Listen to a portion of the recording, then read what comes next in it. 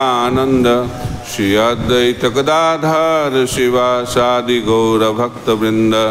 हरे कृष्णा कृष्णा कृष्णा हरे हरे, हरे राम राम राम हरे हरे।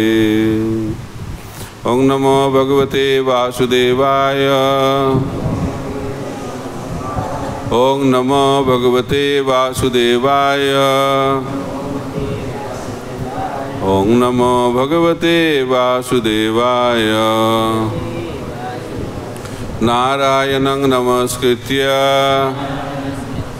नरं चैव नरोत्तमं देवीं सरस्वतीं व्यासं ततो जयमुदीरये। नष्टप्रायेषु अभद्रेषु नित्यं भागवत सेवया भगवती उत्तम श्लोके भक्तिर्भवति नैष्टिकी।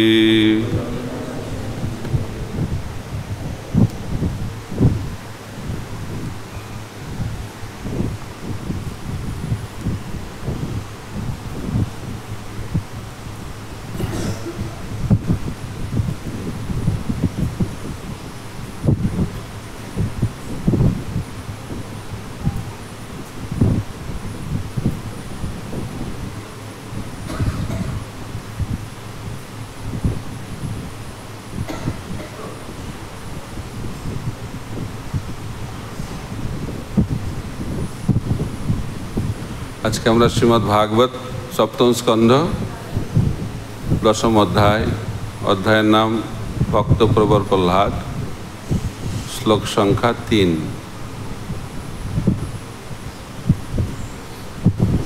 ভৃত্য জিজ্ঞাসু ভক্তম কামেষু অচোদয়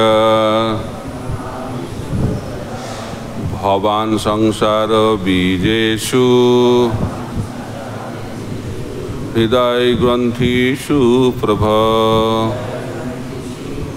वृत्तलक्षण जिज्ञासु भक्तं कामेषु चोदय भवान् संसार बीजेषु हृदय ग्रंथिषु प्रभ। वृत्तलक्षण जिज्ञासु भक्तं कामेषु चोदय भवान् संसार बीजेषु हृदय ग्रंथिषु प्रभ।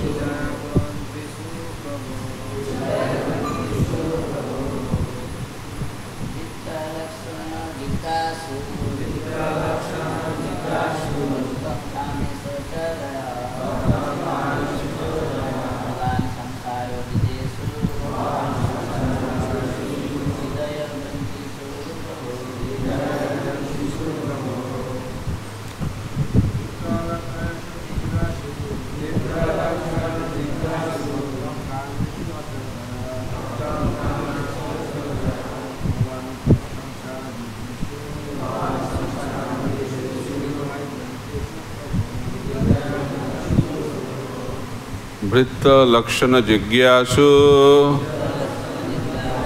शुद्ध भक्तेर लक्षण प्रदर्शन अभिलाषी।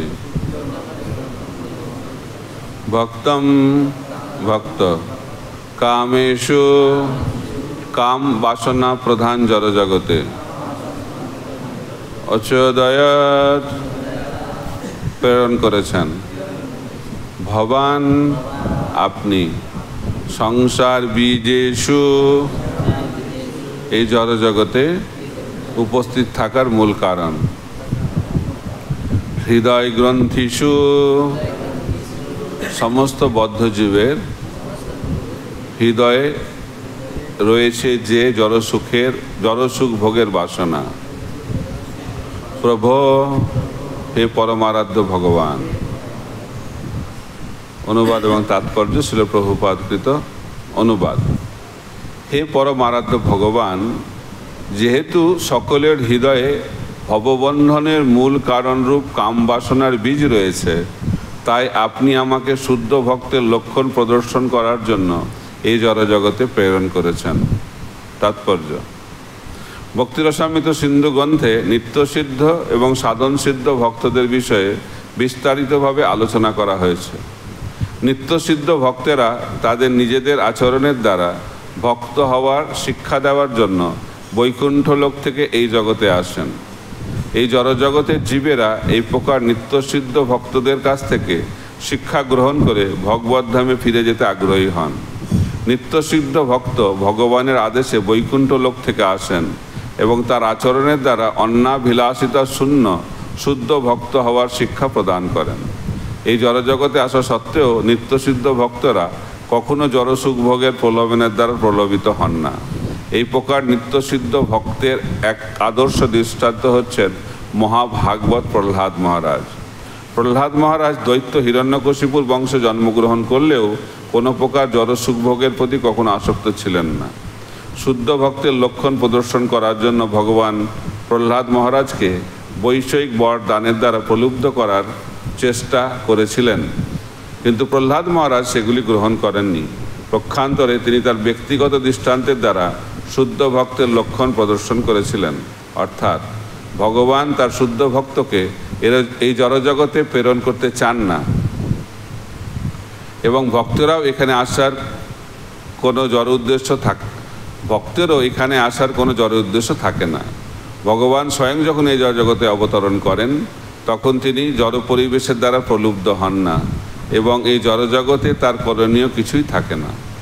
তবুও তিনি তার দৃষ্টান্তের দ্বারা সাধারণ মানুষদের ভক্ত হওয়ার শিক্ষা দেন। তেমনি ভক্তও ভগবানের আদর্শ অনুসারে তার ব্যক্তিগত আচরণের দ্বারা শুদ্ধ ভক্ত হওয়ার শিক্ষা দেওয়ার জন্য এখানে আসেন।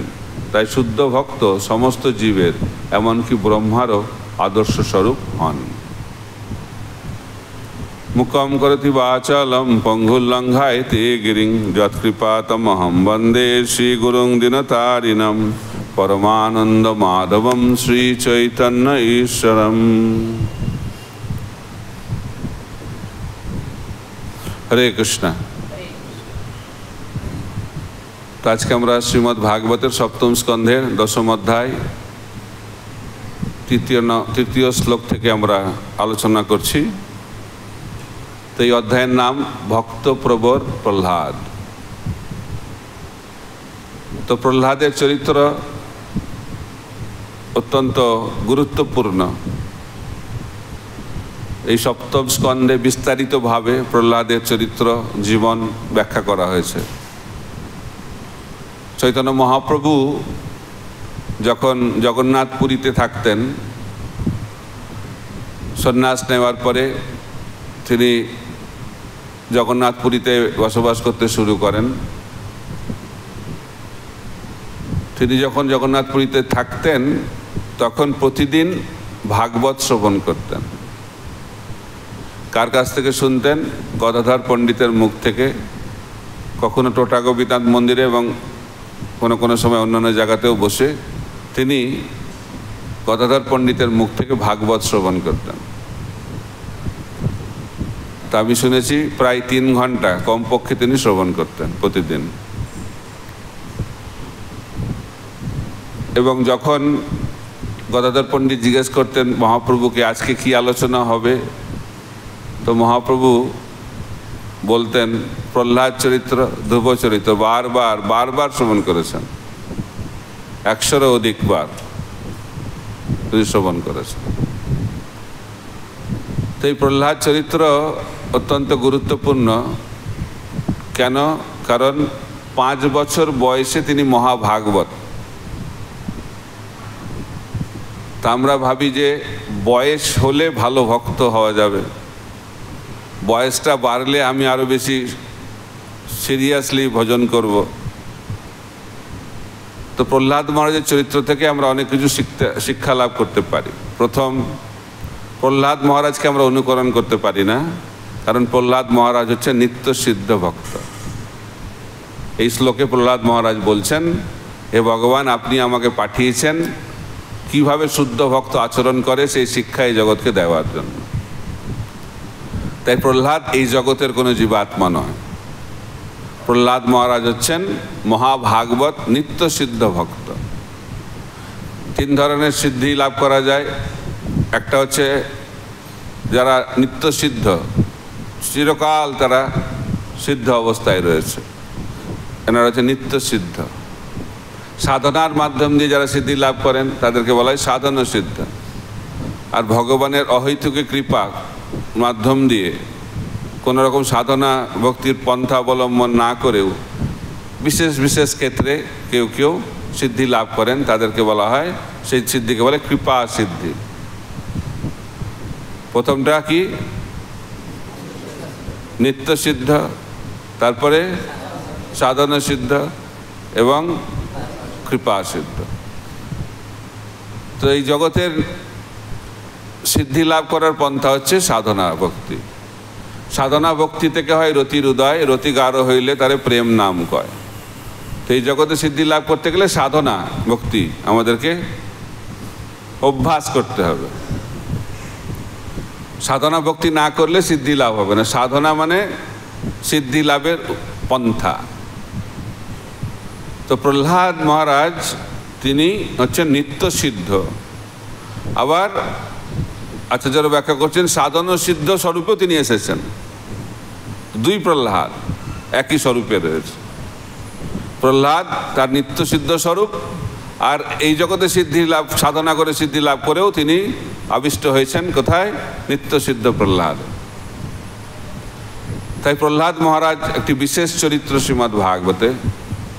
তা আমরা যেহেতু সাধক ভক্ত হওয়ার চেষ্টা করছি, তাই আমাদের ওনার সাধনা ভক্তি বা ওনার জীবন থেকে শিক্ষা লাভ করাটা হচ্ছে অত্যন্ত গুরুত্বপূর্ণ।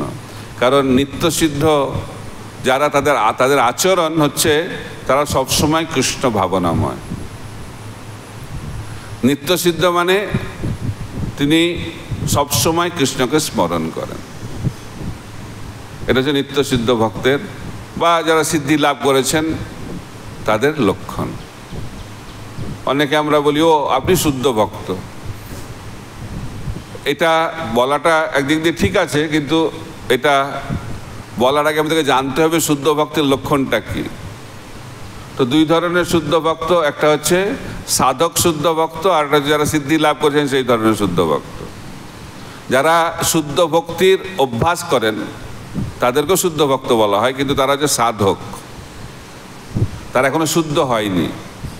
তাদের হৃদয়ে কাম, ক্রোধ, লোভ, মোহ, মদ, মাৎসর্য রয়েছে, অনর্থ রয়েছে।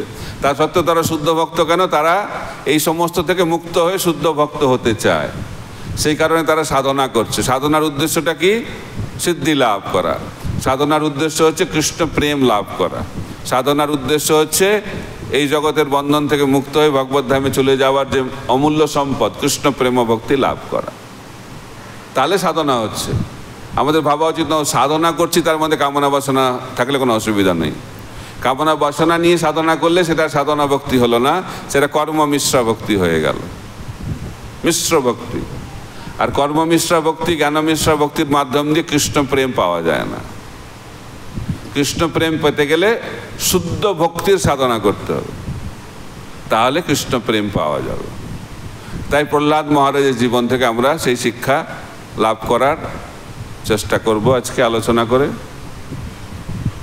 তো প্রহ্লাদ মহারাজের প্রথম লক্ষণ হচ্ছে যে তিনি সবসময় কৃষ্ণ চিন্তায় মগ্ন এবং তিনি সবসময় আনন্দে আছেন। কৃষ্ণ ভক্ত সবসময় আনন্দে থাকে, প্রফুল্ল থাকে, সন্তুষ্ট থাকে, সন্তুষ্ট আত্মা। ব্রহ্মভূত প্রসন্নাত্মা ন শোচতি না কাঙ্ক্ষতি সমসর্বেষু ভূতেষু মদ্ভক্তি লভতে পরম। তাই ভক্তের লক্ষণ, প্রাথমিক লক্ষণ হচ্ছে ভক্ত সবসময় প্রসন্ন থাকবে, আনন্দে থাকবে, সন্তুষ্ট থাকবে। এবং কে সেই স্তর লাভ করতে পারে? যে ব্যক্তি 2টি জিনিস থেকে মুক্ত হয়েছেন, ন শোচতি ন কাঙ্ক্ষতি। যে ভক্ত কোনো কিছুর জন্য অনুশোচনা করে না, আর যে ভক্ত কোনো কিছুর আকাঙ্ক্ষা করে না। এই জগতে মানুষ এই দুটির দ্বারাই প্রভাবিত, অনুশোচনা এবং আকাঙ্ক্ষা। যেটা হারিয়ে গেছে তার জন্য কান্না, আর যেটা পাচ্ছে না তার জন্য কান্না, তাই না? যেটা হারিয়ে গেছে তার জন্য আমরা অনুশোচনা করে কান্না করি, আর যেটা নাই সেটা পাওয়ার জন্য পাচ্ছি না বলে কান্না করি। এবং তার ফলে আমাদেরকে জন্ম জন্মান্তর ধরে এই জড়জগতের বন্ধনে আবদ্ধ থাকতে হয়। পুনরূপী জনমম পুনরূপী মরণম পুনরূপী জননী জঠরে শয়নম। তাই আমাদেরকে জন্ম নিতে গেলে কারণ থাকতে হবে, তো কারণ থাকতে হবে।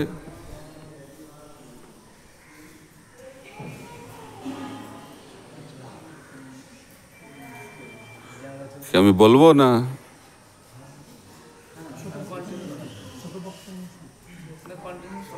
শোনা যাচ্ছে?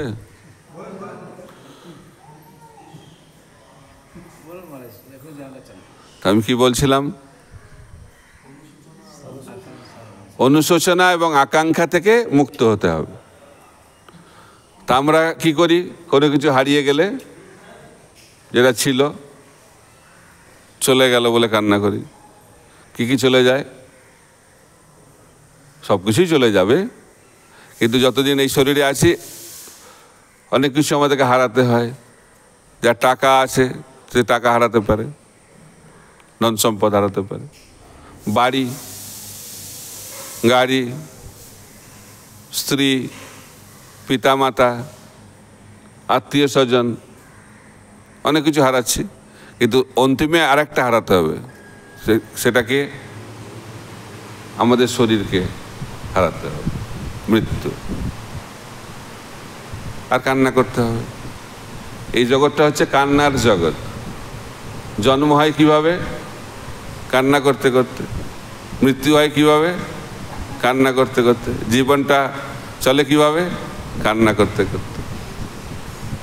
যে জন্ম দেয় সে কান্না করে, যে জন্ম নেয় সে কান্না করে, বাকিরা হ্যাপি বার্থডে করে। কিন্তু যে জন্ম দিচ্ছে সে কান্না করবে, আর যে জন্ম নিচ্ছে সে কান্না করবে। কান্না যদি না করে ডাক্তার বলে কান্না করো, নইলে স্বাভাবিক না, এটা অস্বাভাবিক জন্ম হচ্ছে। আর যদি দুজনেই কান্না করে এটা স্বাভাবিক জন্ম। অর্থাৎ এই জগতের স্বাভাবিক স্থিতিটা কি? কান্না করা। মৃত্যুর সময় আমরা হাসি না কান্না করি?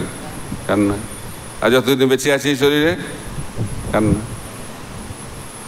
এই জন্য আমাদেরকে বারবার আসতে হচ্ছে পুনরূপী জনমম পুনরূপী মরণম পুনরূপী জননী জঠরে শয়নম।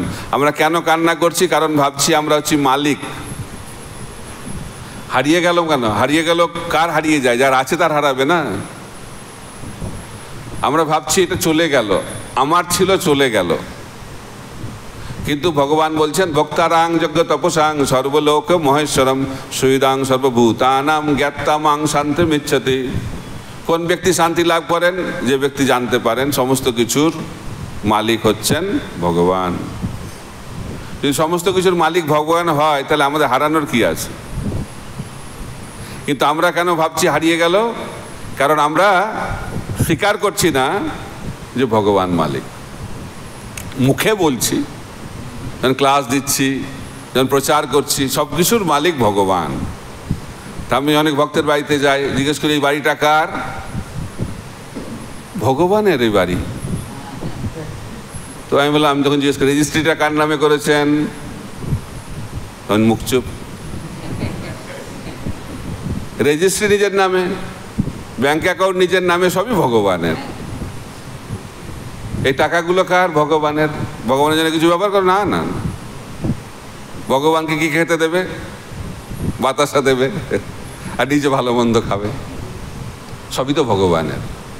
আবার জিজ্ঞেস করবে ও ভগবানকে আর কি দেওয়ার আছে? সবই তো ওনার, ভগবানকে আর দেওয়ার কি আছে?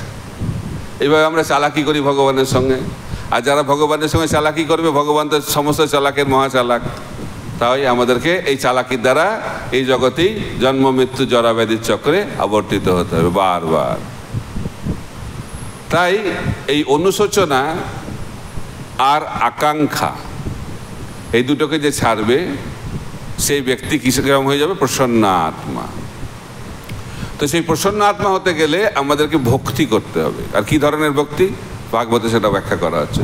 সবই পুংস পরধর্ম যত ভক্তির অধক্ষজে অহৈতুকী অপ্রতিহতা জয়াত্মা সুপ্রসিদ্ধতি। আবার বলা হচ্ছে সুপ্রসিদ্ধতি মানে আনন্দে থাকবে, প্রসন্ন আত্মা। কে প্রসন্ন আত্মা? কার হৃদয়টা প্রসন্ন থাকবে সবসময়? যে ভক্তি করছে। সবই পুংস পরধর্ম, পরম ধর্ম। এই জগতে অনেকেই ধর্ম করে, কিন্তু ধর্ম কেন করে? অর্থের জন্য। ধর্ম, অর্থ, কাম, তারপরে মোক্ষ। কিন্তু ভাগবত সেই ধর্মের কথা শিক্ষা দিচ্ছেন না। ভাগবত কি শিক্ষা দিচ্ছে? সবই পুংস পরধর্ম, পরম ধর্মের কথা ব্যাখ্যা করা হচ্ছে। সেই পরম ধর্মটা কি? এই চতুর্বর্গের ঊর্ধ্বে পরধর্ম। সেটা কি? যত ভক্তির অধক্ষজ। অধক্ষজ ভগবানের আরেকটি নাম হচ্ছে অধক্ষজ। অধক্ষজ অর্থাৎ ভগবানের ভক্তি করতে হবে। আর সেই ভক্তিটি কিরকম হবে? অহৈতুকী অপ্রতিহতা। ভক্তির দুটি লক্ষণের কথা এখানে ব্যাখ্যা করা হচ্ছে। একটা হচ্ছে অহৈতুকী, অর্থাৎ ভক্তির পেছনে কোনো কারণ থাকবে না বা উদ্দেশ্য থাকবে না, আমি কি পাবো। আর অপ্রতিহতা, এই ভক্তি কিছুর দ্বারা বাধা প্রাপ্ত হবে না। এই জগতের কোনো বাধা যখন ভক্তিকে স্তব্ধ করতে পারবে না, সেই ভক্তিকে বলা হচ্ছে অপ্রতিহতা ভক্তি। প্রহ্লাদ মহারাজ যে ভক্তি করছেন সেটি হচ্ছে এই স্তরের ভক্তি। সেই কারণে তিনি সবসময় প্রসন্ন আত্মা। কিন্তু আমরা সাধারণত এই জগতের মানুষ তো বেশিরভাগই ভগবানকে মানে না। আর যারা ভগবানকে মানে তারা ভগবানের ভক্তি করে, কিন্তু বেশিরভাগ মানুষই সকাম ভক্তি করে। সকাম ভক্তি মানে আমি কিছু পাবো। জব করে কি পাবো? জব করুন, জব করলে কি হবে? চাকরি পাওয়া যাবে, খেতে দেবে। একজনকে যে জব করলে কি আমি খাওয়া পাবো, তাই না? তো জব করলে কি করে? অনেকে শান্তি পাওয়া যাবে। অনেকে কেন ভক্ত হতে চায়? এত ঝামেলা, তারা মনে হয় ভগবানের কাছে ঝামেলা থেকে মুক্ত হব। এই কারণে আসি আমরা, তাই না? আবার আসি ভগবত ধামে যাব। সবসময় আমি চিন্তা করছি আমি কি পাবো। এটা শুদ্ধ ভক্তি নয়। শুদ্ধ ভক্তি মানে হচ্ছে অহৈতুকী, কোনো হেতু থাকবে না। ন ধনং ন জনং ন সুন্দরীং কবিতাং বা জগদীশ কাময়ে মম জন্মনি জন্মনীশ্বরে ভবতাৎ ভক্তির অহৈতুকীতে। এই ভক্তি প্রহ্লাদ মহারাজ করছেন। অর্থাৎ তিনি ভগবানের কাছে কিছু জাগতিক জিনিস চাইছেন না। যদি আমরা ভগবানের কাছে জাগতিক কিছু চাই, তাহলে সেই ভক্তিটা শুদ্ধ ভক্তি আর হলো না। শুদ্ধ ভক্তি মানে অন্নাভিলাষিতা শূন্যম, অন্নাভিলাষিতা শূন্যম জ্ঞান কর্মাদি অনাবৃতম আনুকূল্যেন কৃষ্ণ অনুশীলনম ভক্তির উত্তমা। উত্তম ভক্তি বা শুদ্ধ ভক্তির লক্ষণ হচ্ছে অন্নাভিলাষিতা শূন্যম, অন্য অভিলাষ থেকে মুক্ত হওয়া। অন্য অভিলাষ কি? মুখ্য দুটি অভিলাষ এই জগতে। একটা হচ্ছে ভোগের অভিলাষ, আর একটি হচ্ছে মুক্তি লাভের অভিলাষ। ভক্তি, মুক্তি আর সিদ্ধি। কৃষ্ণ ভক্ত নিষ্কাম অতএব শান্ত, ভক্তি মুক্তি সিদ্ধিকামী সকলেই অশান্ত। এই জগতে মানুষ ভাবছে আমি অশান্ত কেন? কেন? তার কারণটা হচ্ছে হৃদয়ে কামনা বাসনা রয়েছে। যার হৃদয়ে কামনা বাসনা থাকবে তার হৃদয়টা অশান্ত। ভক্তি মুক্তি সিদ্ধিকামী সকলেই অশান্ত। কৃষ্ণ ভক্ত নিষ্কাম অতএব শান্ত। কৃষ্ণ ভক্ত হলে হবে না খালি। কৃষ্ণ ভক্ত কিরকম কৃষ্ণ ভক্ত হতে হবে? নিষ্কাম, সকাম নয়। সকাম কৃষ্ণ ভক্ত অশান্ত, ভক্তি করছে তাও অশান্ত। চিন্তা কি হবে, কি হবে, কারণ হৃদয়ে কামনা বাসনা রয়েছে। কিন্তু যে নিষ্কাম তৎক্ষণাৎ শান্ত। তাই যারা আমরা নিজেকে কৃষ্ণ ভক্ত বলে পরিচয় দিতে চাই, তাদের প্রধান লক্ষণ হচ্ছে কি লক্ষণ? নিষ্কাম। আমি কিছু চাই না, শুদ্ধ কৃষ্ণ ভক্তি বিনা আর কিছু চাই না। এই যে বাসনা, এটা হচ্ছে চিন্ময় বাসনা। এটা হচ্ছে অহৈতুকী ভক্তির লক্ষণ। আর অপ্রতিহতা, অপ্রতিহতা মানে কোনো কিছুর দ্বারা বাধা প্রাপ্ত হবে না, বাধা প্রাপ্ত হবে। এই জগতে আমরা ভক্তি করি, কিছু হইলেই ব্যাস বন্ধ। আর জব ভাল লাগছে না কেন? জ্বর হয়েছে। এই জব ভাল লাগছে না, সংসারে ঝামেলা। এই জব হচ্ছে না কেন? ছেলের পরীক্ষা। পরীক্ষাটা তো ছেলের, কিন্তু তার যত না টেনশন, ছেলের বাবা মার তার থেকে বেশি টেনশন, জব হচ্ছে না। তো এই যে বাহানা, এই বাহানা দিয়ে যারা ভক্তি করে সেই ভক্তি অপ্রতিহত ভক্তি নয়। প্রহ্লাদ মহারাজের বাধা, সেটা নিয়ে আমরা আলোচনা করব। তো এখন আমরা যদি ভগবানের কাছে যাই আর জাগতিক কিছু চাই, তো অসুবিধা কি আছে? অসুবিধা আছে? তো এটা হচ্ছে মূর্খতার লক্ষণ। যে আমাকে কোটি কোটি টাকা দিতে পারে, তার কাছে গিয়ে বলি আমাকে 100 টাকা দিন, আজকে খাবারটা খেতে হবে, 100 টাকা দিয়ে দিন। তো যে আমাকে কোটি কোটি টাকা দিতে পারে, তার কাছে গিয়ে যদি 100 টাকা চাই, তাহলে সেটা বুদ্ধিমানের লক্ষণ না। তাই ভগবান আমাদেরকে কি দিতে পারেন? কি দিতে পারেন? বৈকুণ্ঠ দিতে পারেন, বৈকুণ্ঠ জগৎ দিতে পারেন। তার কাছে গিয়ে যদি বলি এটা দাও ওটা দাও, পরে বৈকুণ্ঠ দেখা যাবে, এখন তো এটা দিইনি, পরে আবার পাবো কিনা। তো আমরা ভাবছি যে এটা আগে চেয়ে নিই, তারপরে শুদ্ধ ভক্তিটা পরে দেখা যাবে। কিন্তু আজকে যেটা হবে না, সেটা ভবিষ্যতেও হবে না। আমরা ভাবছি আমরা খুব চালাক, কিন্তু ভগবান তো সবার চালাক, সবার থেকে চালাক। তাই ভগবানের কাছে গিয়ে জাগতিক কিছু চাওয়াটা উচিত নয়। মহাপ্রভু বলছেন, আমা ভজে বিষয় মাঙে, সে তো বড় মূর্খ। যে মহামূর্খ, তারা ভগবানের কাছে গিয়ে জাগতিক কিছু চাইবে। তো একজন চাকরি পেয়েছে, চাকরিতে প্রমোশন হচ্ছে না, ঠিক আছে, প্রমোশন হচ্ছে না। তো একজন ভক্ত বলছে জব করো, ভগবান তো সব আশা পূর্ণ করে, ইচ্ছা পূর্ণ করে, ভগবান তো কৃপাময়। তো এটা শুনে 16 মালা জব শুরু করে দিয়েছে, একদম 16 মালা জব শুরু হয়ে গেছে। আর কিছুদিন পরে প্রমোশনও হয়ে গেছে। বলছে বাহ, ভালো তো, জব করলে লাভ আছে তো, দেখা যাচ্ছে ভগবান কি কৃপা করেছেন। তো 16 মালা করলে প্রমোশন হলো, তাহলে যদি 32 মালা করি তা ডবল প্রমোশন হবে। তো 32 মালা করতে শুরু করেছে, আর 32 মালা শুরু করার পরে কিছুদিন পরে চাকরিটা চলে গেছে। এখন কি হবে তাহলে? এটা হচ্ছে জাগতিক স্তরে কৃষ্ণ নাম। এই নাম করলে কৃষ্ণ প্রেম লাভ হবে না, এই নাম করলে ভগবানকে পাওয়া যাবে না, এই নাম করলে বৈকুণ্ঠে প্রবেশ অধিকার লাভ করা যাবে না। এটা হচ্ছে সকাম ভক্তি। কিন্তু প্রহ্লাদ মহারাজ কি বলছেন, যে ভগবান ওনাকে দিতে চাইছেন, এটা নাও ওটা নাও এটা নাও, লিস্ট। ভগবানের কাছে লিস্ট আছে। তো সেই লিস্টের যদি আমরা পড়ে যাই সেই ফাঁদে, তাহলে এই জগতেই থাকতে হবে। ভগবান পরীক্ষা করবে না? ভগবান পরীক্ষা করবে। তো প্রহ্লাদকে পরীক্ষা করছে। প্রহ্লাদ বলছে, ভগবান আমি তো অসুরকুলে জন্মগ্রহণ করেছি, এই কামনা বসানোর জন্য এই জগতে জন্ম হয়েছে, আপনি আমাকে আবার সেটা দিয়ে প্রলোভিত করছেন কেন? আপনাকে তো আমি প্রেম করতে চাই, আর প্রেমে যদি আমি কিছু চাই তাহলে ব্যবসার সম্বন্ধ হয়ে গেল।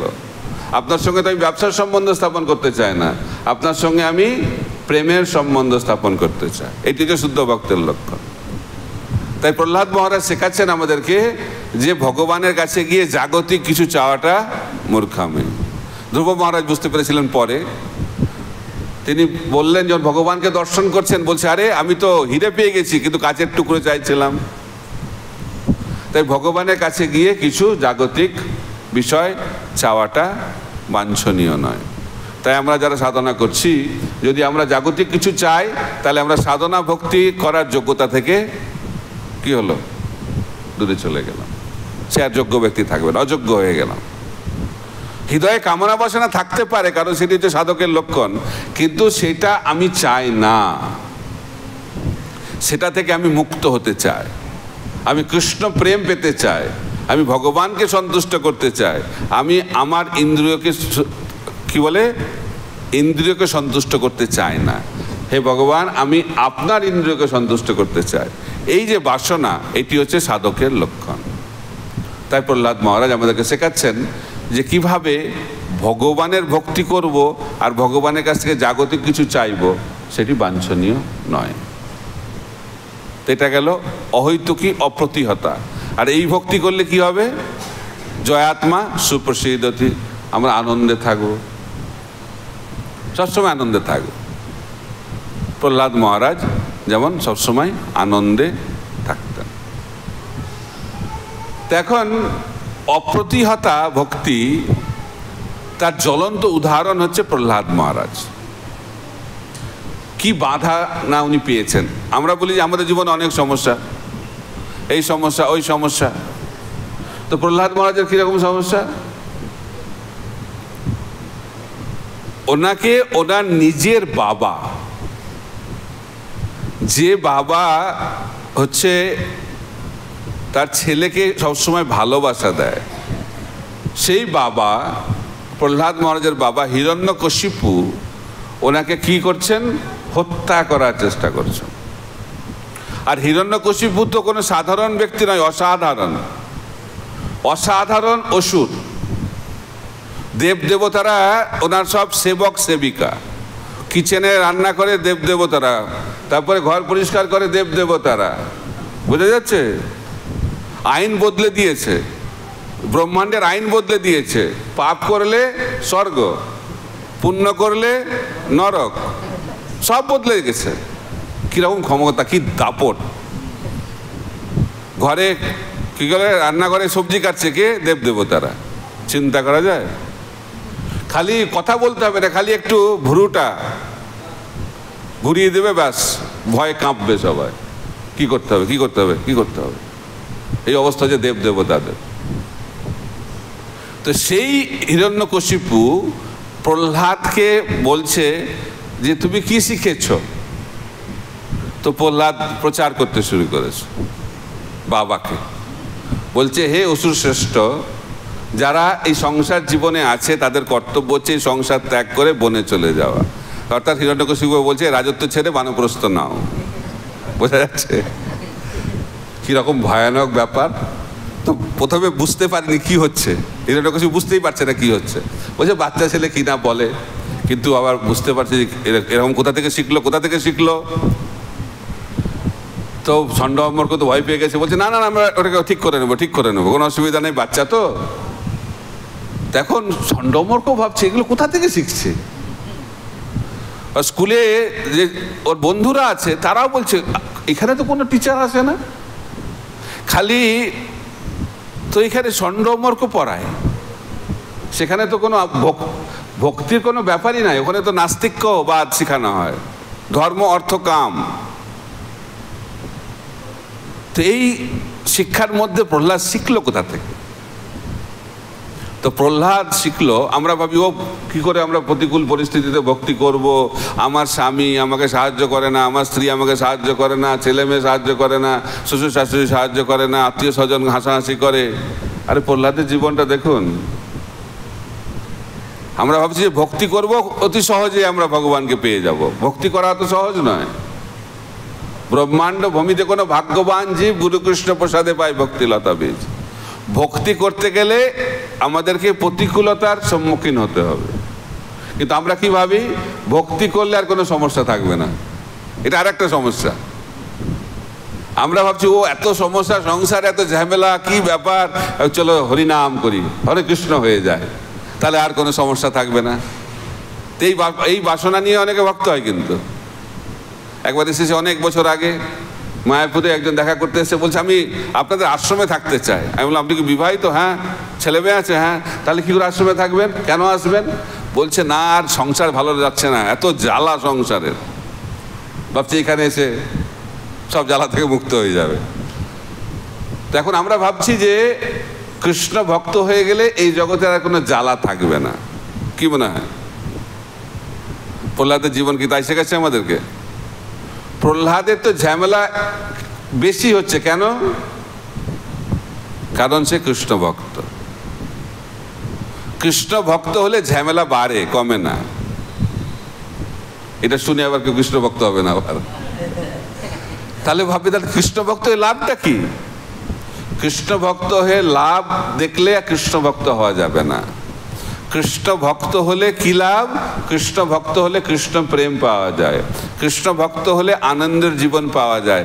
কিন্তু এই জগৎটা বদলাতে পারবেন না আপনি। আমরা ভাবছি এই জগৎটাকে বদলে দেব, এই জগৎটাতে 3 গুণের দ্বারাই পরিচালিত হবে।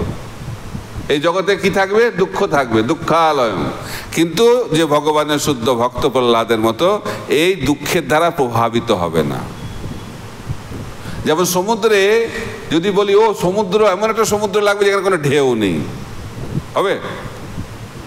সমুদ্রে ঢেউ কেন? আরে সমুদ্র মানে তো ঢেউ। তো যদি সমুদ্রের ঢেউ না থাকে ওটা সমুদ্র থাকবে? আর ওটা কি হয়ে যাবে? পুকুরে পরিণত হবে। সমুদ্র মানে ঢেউ। সেই সমুদ্রে যদি আমরা ছোট নৌকা নিয়ে যাই তাহলে কি হবে? প্রভাবিত হবে ঢেউয়ের দ্বারা। আর কি হবে? ডুবে যাব। আর যদি একটা খুব ভালো, খুব দারুণ শক্তিশালী একটা জাহাজে করে যায় তাহলে কি হবে? সমুদ্রের ঢেউ প্রভাবিত করতে পারবে? পারবে না। কেন? যে জাহাজটা সেটা শক্তিশালী। তাই আমরা সমুদ্রকে পরিবর্তন করতে পারবো না, কিন্তু নিজেকে পরিবর্তন করতে হবে। বোঝা যাচ্ছে? তাই আমরা এই জড়জগৎকে পরিবর্তন করতে পারবো না, কিন্তু আমি নিজেকে পরিবর্তন করতে পারবো। তো যারা কৃষ্ণ ভক্ত তারা এই জগতের যে ঢেউ, কিসের ঢেউ? দুঃখের ঢেউয়ের দ্বারা প্রভাবিত হয় না। কর্ণ কৃষ্ণকে বলছে, এটা খুব সুন্দর, যে হে কৃষ্ণ, আমি জীবনে খালি অবিচার পেলাম, দুঃখ পেলাম, আর আমি কোনো সুবিচার পেলাম না। এটা লিস্ট ধরিয়ে দিয়েছে কৃষ্ণকে। কেন? আমার জন্মটা ভালো হয়নি, খুব দুঃখ তার মনে। তখন কৃষ্ণ সেটা শুনলো অনেকক্ষণ ধরে। শোনার পরে কৃষ্ণ কর্ণকে বলছে, কর্ণ, তোমার সমস্যা তো শুরু হলো জন্মের পরে, আর আমার সমস্যা জন্মের আগে থেকেই। যখনই আমার মামা শুনতে পেল যে আমার জন্ম হবে, প্রথমে আমার মাকে মারতে চাইল, তারপরে আমার জন্মের পরে আমি ভয়ে পালালাম। কোথায়? ভয়ে না, দেখাচ্ছে ভগবান যে আমি মথুরা থেকে পালিয়ে গেলাম গোকুলে। আমি কি দুঃখে আছি গোকুলে? গোকুলে আমি আনন্দ উপভোগ করছি। কেন? কারণ তিনি হচ্ছেন চিন্ময় স্তরে রয়েছেন। তো কারা চিন্ময় স্তরে থাকতে পারবে, বা চিন্ময় স্তরে যারা, তাদের লক্ষণটা কি? যারা এই জগতে তথাকথিত যে দুঃখ তার দ্বারা প্রভাবিত হয় না। এটা হচ্ছে চিন্ময় স্তরের লক্ষণ। প্রহ্লাদেরও তাই অবস্থা। প্রহ্লাদ যখন কয়াদুর গর্ভে আছে, কৃষ্ণের মতোই অবস্থা। প্রহ্লাদ যখন কয়াদুর গর্ভে আছে, দেবতাদের তো খুব চিন্তা হয়ে গেছে। আরে এক তো হিরণ্যকশিপু তপস্যা করছে, ত্রাই ত্রাই হয়ে গেছে সারা ব্রহ্মাণ্ড, এবং তার আবার ছেলে। তো একে তো জন্ম, একেই বাঁচিয়ে রাখা যাবে না, একে মারতে হবে। তো কয়াদুকে তুলে নিয়ে গেছে। জন্মের আগেই ঝামেলা, চিন্তা করা যায়? জন্মের আগেই। কেন? তার কারণটা হচ্ছে যে এইটাই হচ্ছে এই জগতের নিয়ম। কিন্তু প্রহ্লাদ মহারাজ যখন মায়ের গর্ভে আছে, তখন তাকে সুরক্ষা দেওয়ার জন্য কে পৌঁছে গেলেন? নারদ মুনি। নারদ মুনি একটা জিনিয়াস ব্যক্তিত্ব, না? তো নারদ মুনি এসে ইন্দ্রকে বলল, একে নিয়ে যেও না। বলছে, না না, একে ছাড়া যাবে না, এখন তো মারবো না। দেখুন, মাতৃগর্ভে শত্রুও মারছে না বাচ্চাকে, বলছে তার জন্ম হওয়ার পরে মারবো। কিন্তু এখন আমাদের সংস্কৃতি কি হয়ে গেছে? মা নিজের ছেলেকে গর্ভে মারছে। এখানে প্রহ্লাদকে তার শত্রু ইন্দ্র এবং দেবতারা মারছে না, অপেক্ষা করছে কখন জন্ম হবে, জন্মের পরে। তাই কলিযুগ কত এগিয়ে গেছে না? খুব সুন্দর অগ্রগতি হয়েছে। এখন জন্মের আগেই শেষ করে দিচ্ছে। এখন প্রহ্লাদকে সুরক্ষা দেওয়ার জন্য নারদ মুনি ইন্দ্রকে বললেন, এ কোনো সাধারণ ব্যক্তি নয়, মহাভাগবত, আর তোমরা একে মারতেও পারবে না। যতই মারতে চেষ্টা করো তুমি মারতে পারবে না, কারণ প্রহ্লাদ হচ্ছে ভগবানের দ্বারা নিয়ন্ত্রিত। তাই যারা ভগবানের ভক্ত তারা এই জগতের কোনো কিছু দ্বারা প্রভাবিত নয়, কেউ তাকে মারতে পারবে না। তখন প্রহ্লাদকে নিয়ে গেছে, প্রহ্লাদকে না, প্রহ্লাদের মাকে নিয়ে গেছে, তার সঙ্গে প্রহ্লাদও গেছে গর্ভে। তো এখন বলছে যে তুমি তো আমার আশ্রমে আছো, ক্লাস শুনতে হবে। তো আশ্রমে থাকতে গেলে ক্লাস শুনতে হবে। কয়েদিকেও ছাড়েনি নারদ মুনি, বোঝা যাচ্ছে? গর্ভবতী একটি মা, তাকেও প্রহ্লাদ মহারাজের, তাকেও নারদ মুনির ক্লাস শুনতে হয়েছিল। ঠিক মতো শোনেনি, সেটা ঠিক আছে, ঘুমিয়ে পড়েছিল, কিন্তু প্রহ্লাদ শুনছে, প্রহ্লাদ শুনছে। তাই ভক্তি মাতৃগর্ভ থেকেও শুরু হতে পারে। মাতৃগর্ভেই শুদ্ধ ভক্ত হয়ে গেল প্রহ্লাদ। কেন? শুদ্ধ ভক্তের মুখ থেকে শ্রবণ করল। নিত্য সিদ্ধ কৃষ্ণ প্রেম সাধ্য কবু নয়, শ্রবণ আদি শুদ্ধ চিত্তে করহ উদয়। আর ক্লাসরুমটা কিরকম? প্রহ্লাদের ক্লাসরুম মাতৃগর্ভ। টিচার কোথায়? ক্লাসরুমের বাইরে, ঠিক না? কিন্তু তিনি শুদ্ধ ভক্ত হলেন, প্রতিটা শব্দ শুনলেন। নারদ মুনি তো শিক্ষা দিলেন দুজনকে, কয়েদিকেও দিলেন এবং প্রহ্লাদকেও দিলেন। তো প্রহ্লাদ শুদ্ধ ভক্ত হয়ে গেল, কয়েদু সেরকম পারল না। কেন? একই তো জিনিস, একই বক্তা, একই বক্তব্যের বিষয়, একই জায়গা, তাও হলো না কেন? কারণ শ্রোতা। কিরকম শ্রোতা? তাই আমাদেরকে কিভাবে শুনতে হবে? শুশ্রূষা ধান বাসুদেব কথা রুচি, আমাদেরকে একাগ্র চিত্তে শুনতে হবে। কিন্তু আমাদের সমস্যাটা কি হচ্ছে? শ্রবণ শুরু হলেই চোখটা ভারী হয়ে যায়, এটাই সমস্যা। শ্রবণের সময় চোখটা ভারী হয়ে যাচ্ছে। তাই প্রহ্লাদ মহারাজের মতো আমরা শ্রবণ করতে পারছি না। তাই আমরা অনেকে বলি না, ও ভালো বক্তা হলে শুনতে পারবো, সেটা ঠিক, কিন্তু নারদ মুনি তো ভালো বক্তা, তাও কয়েদি শুনতে পাচ্ছে না কেন? তাই শ্রোতাকেও যোগ্যতা সম্পন্ন হতে হবে। আমরা সবসময় দেখি বক্তা যোগ্যতা সম্পন্ন হবে, কিন্তু বক্তার সঙ্গে সঙ্গে শ্রোতা যোগ্যতা সম্পন্ন হতে হবে। সেই শ্রোতা যদি যোগ্যতা সম্পন্ন হয় তাহলে ঠিক মতো শ্রবণ হবে। পরীক্ষিত মহারাজ আদর্শ শ্রোতা, সুখদেব গোস্বামী আদর্শ বক্তা, এখানে নারদ মুনি আদর্শ বক্তা, আর প্রহ্লাদ আদর্শ শ্রোতা। তাই প্রহ্লাদ মহারাজ শ্রবণ করার সঙ্গে সঙ্গে শুদ্ধ ভক্ত হয়ে গেলেন। আর একটি বাক্যও তিনি ভুললেন না। নারদ মুনির কাছ থেকে যে শিক্ষা লাভ করেছিলেন, সেই শিক্ষা তিনি অ্যাজ ইট ইজ যথাযথভাবে তিনি সবাইকে প্রচার করলেন। তাই ছিল ভক্তি সিদ্ধান্ত সরস্বতী ঠাকুর প্রভুপাদ, তিনি বলতেন অভয় আমার ক্লাসে একাগ্র চিত্তে শ্রবণ করত, শেষ পর্যন্ত বসে থাকতো, শেষ পর্যন্ত। এবং সেটি হচ্ছে প্রভুপাদের যোগ্যতা, যে তিনি তার গুরু বাক্য যথাযথভাবে শ্রবণ করেছিলেন। তাই আমরা যদি ভালো ভক্ত হতে চাই, তাহলে আমাদেরকে ঠিকভাবে শ্রবণ করতে হবে। শ্রবণ যদি হয় ভালো, তাহলে আমরা ভালো ভক্ত হতে পারবো। তাই প্রহ্লাদ সাধনায় সিদ্ধি লাভ করেছিলেন। কেন? কারণ তিনি একাগ্র চিত্তে শ্রবণ করেছিলেন। তাই বলা হচ্ছে নিত্য সিদ্ধ কৃষ্ণ প্রেম সাধ্য কবু নয়, শ্রবণ আদি শুদ্ধ চিত্তে করহ উদয়। কিন্তু কে শুনতে পারবে একাগ্র চিত্তে? যে সত্য গুণে আছে। রজগুণ এবং তমগুণের দ্বারা প্রভাবিত হলে তার পক্ষে শোনা ঠিকভাবে সম্ভব নয়। তমগুণে ঘুম পাবে, আর রজগুণে মনটা এদিক ওদিকে চলবে, শুনতে পারবো না আমরা। কে একাগ্র চিত্তে শুনতে পারবে? যে সত্যগুণে রয়েছে। তাই ব্রাহ্মণ তারা সত্যগুণে থাকে। তাই ভালো শ্রোতা হতে গেলে আমাদেরকে সত্যগুণে অধিষ্ঠিত হতে হবে। আর সত্যগুণে অধিষ্ঠিত হয়ে যদি আমরা শ্রবণ করি, তাহলে আমরা বাসুদেব স্তরে উত্তীর্ণ হতে পারব। তাই প্রহ্লাদ তিনি দেখাচ্ছেন যে কিভাবে আমরা শুদ্ধ ভক্ত হতে পারি সাধনার মাধ্যম দিয়ে।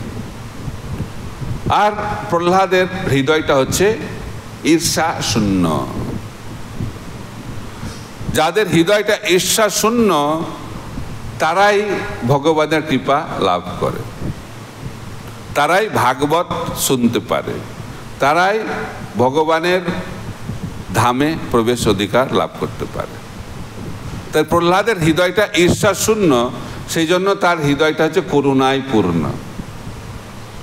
যার হৃদয় ঈর্ষা শূন্য হবে, তার হৃদয়টা করুণায় পরিপূর্ণ হবে। প্রহ্লাদ মহারাজ হচ্ছেন করুণায় পরিপূর্ণ একটি জ্বলন্ত উদাহরণ ভক্তের, যে করুণায় পরিপূর্ণ তিনি। তাই যদি হৃদয় ঈর্ষা থাকে তাহলে করুণা আসবে না।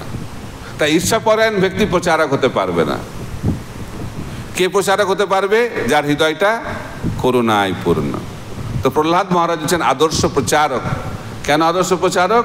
কারণ তার হৃদয়টা করুণায় পূর্ণ এবং ঈর্ষা থেকে পূর্ণরূপে মুক্ত। তাই আমাদেরকে শিক্ষা লাভ করতে হবে, যদি আমরা ভালো প্রচারক হতে চাই তাহলে আমাদেরকে ঈর্ষা থেকে মুক্ত হতে হবে। প্রহ্লাদ মহারাজ আরেকটি গুণ, অনেক গুণ, তিনি অনন্ত গুণাবলীতে বিভূষিত। আরেকটি হচ্ছে তিনি হচ্ছেন ভয় থেকে মুক্ত। কোনো কিছুতে ভয় নেই, কোনো কিছুতে ভয় নেই। তার বাবা তাকে মারবে, কিভাবে না মারার চেষ্টা করছে, আগুনে ফেলে দিচ্ছে, বিষধর সর্পের দলে ফেলে দিচ্ছে, পাহাড় থেকে ফেলে দিচ্ছে, হাতির পায়ের তলায় ফেলে দিচ্ছে, কত না ভাবে তাকে মারার চেষ্টা করছে, কিছু হচ্ছে না। কেন? কারণ তিনি সবসময় কৃষ্ণ চিন্তায় মগ্ন। তো যার মন সবসময় কৃষ্ণ চিন্তায় মগ্ন থাকে তাকে কেউ ভয় দেখাতে পারবে না। এই জগতে আমরা সবাই ভীত। কেন ভীত? কারণ আমরা দেহাত্ম বুদ্ধির দ্বারা প্রভাবিত। যারা দেহাত্ম বুদ্ধির দ্বারা প্রভাবিত তারা কখনো ভয় থেকে মুক্ত হতে পারবে না। পরিবর্তন হচ্ছে ভয়ের কারণ। এই জগতের পরিবর্তন থেকে আমরা ভয় পাই, হারানোর ভয়। যেটা আমার আছে সেটাকে হারানোর ভয়। যার টাকা আছে তার টাকা হারানোর ভয়, যার পদ আছে তার পদ হারানোর ভয়, যার সৌন্দর্য আছে সৌন্দর্য হারানোর ভয়, আর অন্তিমে এই শরীর হারানোর ভয়, মৃত্যু ভয়। তাই পরিবর্তনশীল জীবন হচ্ছে ভয়ের জীবন। তাই আমরা যদি ভয় থেকে মুক্ত হতে চাই তাহলে আমাদেরকে অপরিবর্তনশীল জীবন যাপন করতে হবে। কি অপরিবর্তনশীল?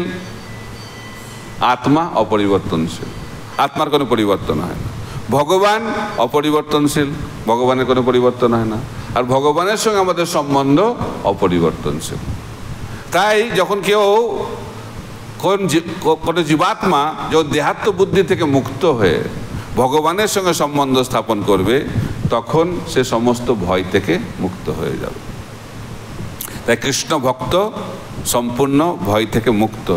তাই আমরা ভগবানের সঙ্গে সম্বন্ধ কী করে স্থাপন করবো? শরণাগতির মাধ্যমে। শরণাগত। তাই কৃষ্ণ বলছেন ভগবদ্গীতাতে, সর্বধর্মান পরিত্যাজ্য মামেকং শরণং ব্রজ অহং তং সর্ব পাপেভ্যো মোক্ষয়িষ্যামি মা শুচঃ। কোনো চিন্তা করো না, সমস্ত চিন্তা থেকে মুক্তি লাভ হবে যদি আমরা কৃষ্ণের চরণে শরণাগত হয়ে যাই। প্রহ্লাদ মহারাজ হচ্ছে একটি জ্বলন্ত উদাহরণ। এই সম্পূর্ণ শরণাগত ভক্তের যে উদাহরণ সেটি প্রহ্লাদ মহারাজ এই জগতে প্রদর্শন করছেন। প্রহ্লাদ মহারাজ সম্পূর্ণরূপে শরণাগত, তার পূর্ণ বিশ্বাস রয়েছে অবশ্য রক্ষিবে কৃষ্ণ, তাই তার কোনো ভয় নেই।